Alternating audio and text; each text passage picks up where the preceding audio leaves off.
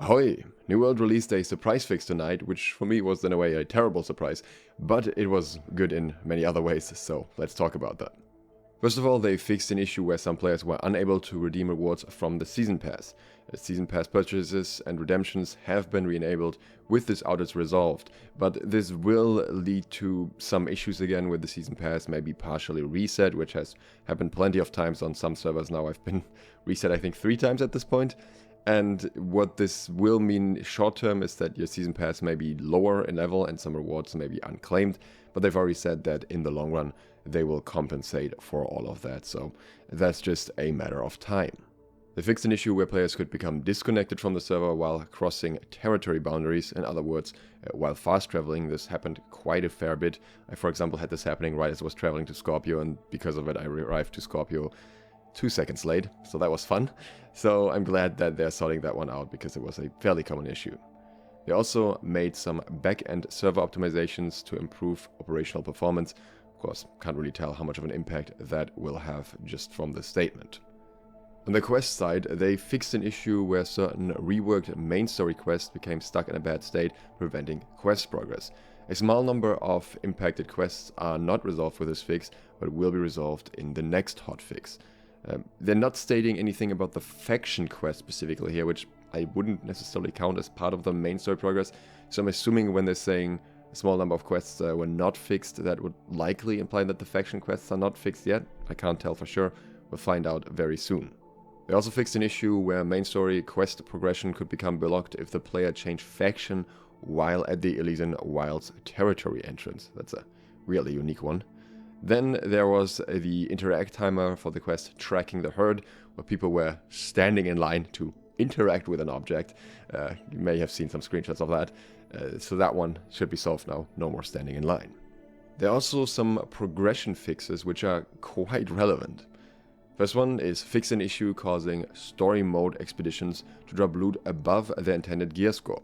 The loot should now drop at a maximum of 675 gear score for pre-expansion story mode expeditions and 685 gear score for the Savage Divide. So previously these could drop 700 gear score. I actually thought that was intended. I thought that was just meant to be a low chance for 700, but I guess it was not. And people were aggressively farming them with story mode being so easy, so it doesn't really surprise me here that they are nerfing this. They also fixed an issue that caused the flail weapon not to benefit from weapon XP booster tokens. That's a bit unfortunate if you've already used yours, because obviously that speeds up the leveling progress a lot. Now we have the knife to the back. They announced the patch notes while I was asleep, and they dropped the patch before I woke up, and this one hurts. Increase the amount of XP that Aptitude requires for all trade skills in order to be in line with the increased amount of XP new actions generate. And guess who stocked up a ton of resources for furnishing Aptitude but didn't get around to clearing all of them out yet, and is not even at Aptitude level for furnishing yet, and will now find out in the most painful way how heavy this decrease is. Yeah, that's me. So I said I used up all my luck when I got the Abyss after 4 corrupted portals. This is my luck right here. That might just be a few 100,000 gold down the drain. On the other hand, most of my patrons who followed this tip converted their stuff early, so they made a ton of resources and now probably a ton of money out of this, so at least someone earned from this, hey? Anyways, this nerf is not entirely surprising. Based on what my patrons told me, the average return for 3 caches, or a whole level of Aptitude, was roughly 25 cooldown mats. Of course, you can't control which ones you get, but this was for furnishing, whereas the cost was relatively low, meaning you ended up paying around 150 gold per cooldown mat. By the way, if you want to get access to trading tips like this while they're actually relevant, then consider supporting me on Patreon. But you can see how 150 gold for a cooldown mat that sometimes goes for 10 times as much is a bit disproportionate. What this resulted in was cooldown mats hardly being worth crafting, because you're better off just keeping the mithril ingots instead of converting them further and selling those if you want to make money, than converting them to the next step. And similarly, you would just get your cooldown mats by doing Aptitude. So yeah, I'm not surprised that this happened. I was actually planning to finish up all my Aptitude today. I had only started doing furnishing last night. I'm just surprised that it happened so quickly. Also, they fixed an issue causing Prismatic Scarabs to unintentionally provide an occasional bonus item upon crafting. I was not aware that this was not intended. I have quite a few people saying that they already got some. And Grimlock on my Patreon Discord actually managed to even get 3 in a single craft, so maybe that's where the nerf is coming from. But yeah, I thought they would give it a small chance to craft a duplicate. It seems like they don't want it to craft duplicates at all. The crowd control mechanism around influence towers were previously always active and could teleport players away even when an influence race was not active. This mechanism has been adjusted to only trigger when an influence race is active.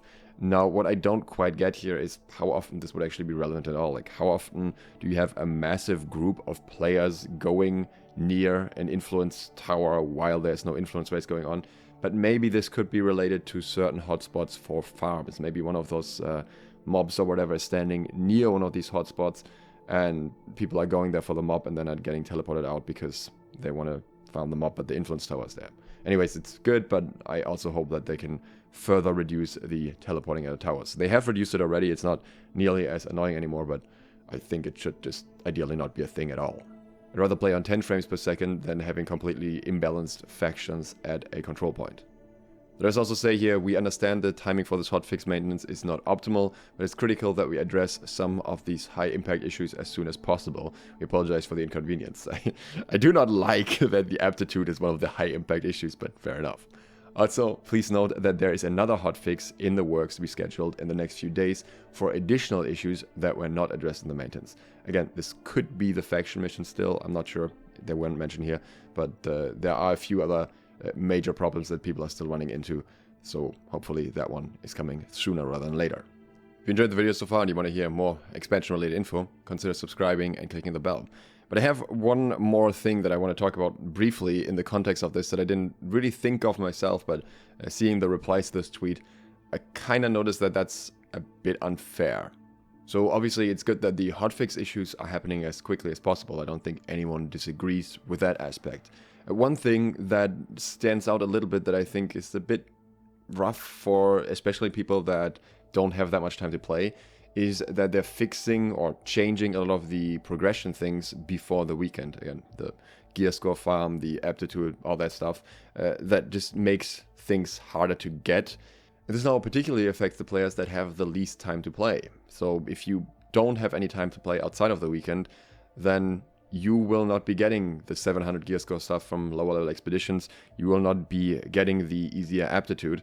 And I think that's rough. I think this is something they should have dropped after the weekend so that the people just able to play on weekends would have been able to also get some more of the rewards.